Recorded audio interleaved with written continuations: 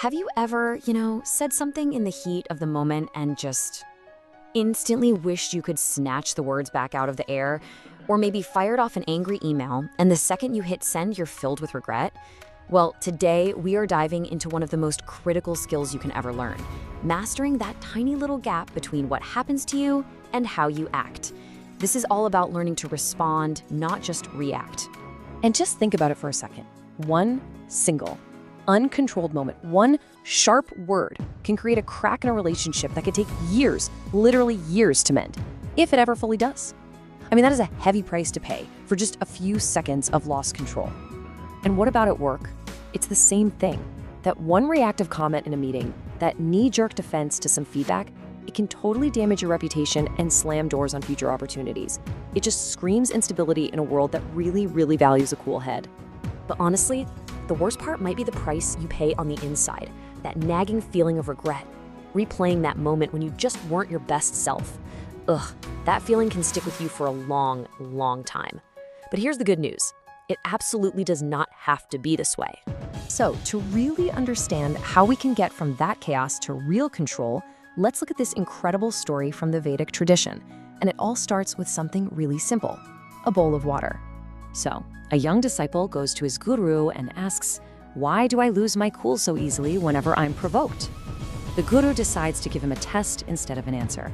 He hands him a bowl filled right to the very brim with water and tells him, "Carry this across the busy courtyard. Don't spill a single drop." Now, what the disciple didn't know was the guru told the other students to do everything they could to distract him. They shouted, they laughed, they hurled insults. But the disciple, he kept his eyes locked on that bowl. His focus was absolute. And he made it back to the guru without spilling a thing. The guru asked him, "Did you hear them? Did you hear the insults and laughter?" And the disciple said, "No, master. All my focus was on the bowl." And this just perfectly illustrates the lesson, right? The problem isn't the noise outside of us, the triggers, the insults. The problem is our own lack of focus on the inside. When you know what's important, when you know what you're carrying, all those distractions, they just lose their power. Okay, so how does this ancient wisdom connect to what we know about the brain today? Well, it turns out this story is a perfect metaphor for the battle that's happening inside our heads every single day. You see, most of us go through life like reflex machines. A critical comment from our boss, someone cutting us off in traffic, a notification on our phone. Boom, we react instantly. And why is that? It's because our emotional brain is built for speed, while our conscious awareness, well, it's slow to catch up. Modern life is basically a training camp for reaction, constantly bombarding us, and it leads directly to all that stress, conflict, and guilt we were just talking about. This slide breaks down that internal tug-of-war perfectly. On the left, you've got reaction. A trigger hits and your emotional brain, your amygdala, lights up like a Christmas tree. It's fast, it's fiery, and honestly, relying on it is a form of weakness. But if you can create just a little bit of a pause, you engage the system on the right, response. This is your thinking brain, the prefrontal cortex. Yeah, it's slower, but it's intelligent. And choosing this path, that is true strength. This state of emotional mastery actually has a name in the Bhagavad Gita, Sthita Prajna. It describes a person of steady wisdom. Now, this isn't about becoming some kind of emotionless robot, not at all. It's about being stable.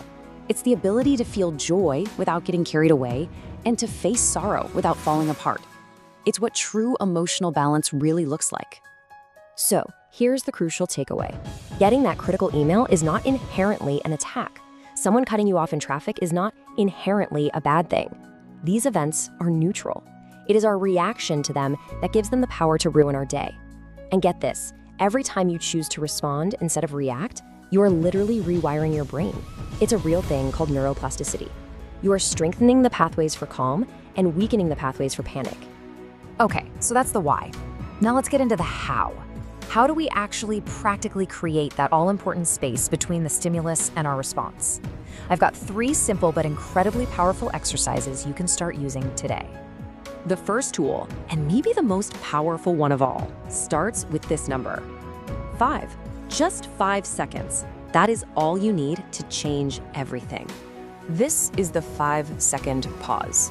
The very moment you feel that flash of anger or that surge of anxiety, your job is to just stop. Then, take one slow, deep breath. That's it. That simple action is like a circuit breaker. It interrupts that emotional hijack and gives your thinking brain the time it needs to come back online. And only then do you decide how to respond. It sounds so simple, right? But how many of us actually do it? Okay, technique number 2 is all about changing your language to change your reality. So instead of becoming one with the emotion and saying, I am angry, you create a little space. You say, I notice I'm feeling anger. See the difference? It's huge. You go from being the emotion to being the one who is observing the emotion. This tiny shift in wording dramatically dials down its intensity and gives you back the control. You are the sky. The emotion is just a passing cloud. And number 3 is to build that muscle of self-awareness with a simple nightly check-in. Before you go to sleep, just ask yourself these 3 questions. Where did I react today? Where did I manage to respond wisely? And what can I do to improve tomorrow? And remember, this is not about judging yourself or beating yourself up. It's about training. It turns every single day into a practice session. So we come all the way back to our story. Life is the courtyard.